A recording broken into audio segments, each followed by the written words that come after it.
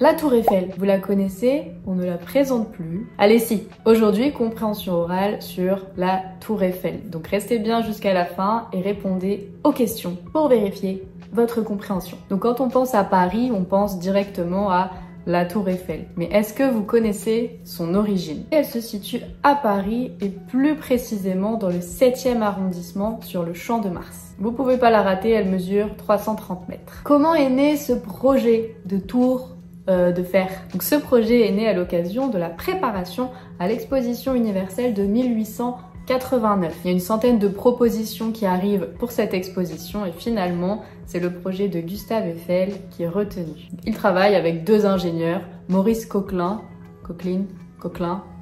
Maurice et Émile Nouguier. Gustave Eiffel était déjà connu pour la création du viaduc de Garabit qui se situe dans le Cantal. Donc la construction commence en 1887 et elle se termine un peu plus de 2 ans plus tard en 1889. Exposition universelle 89. Il aura fallu 150 ouvriers dans l'usine et entre 150 et 300 ouvriers sur le chantier. Vous savez comment elle tient?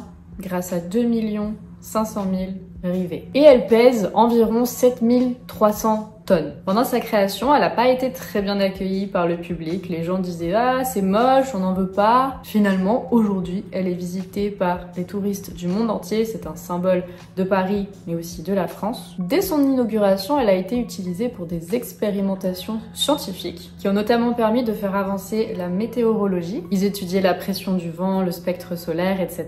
Et c'est aussi un moyen de radiodiffusion, militaire d'abord, et puis civil, et finalement de télédiffusion. Ok, j'espère que vous avez bien écouté. Voici les 3 questions pour vérifier votre compréhension.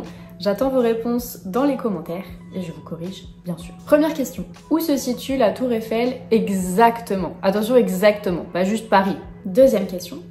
En combien de temps a-t-elle été construite? Combien de temps? Troisième question, hyper simple. Pourquoi s'appelle-t-elle la Tour Eiffel?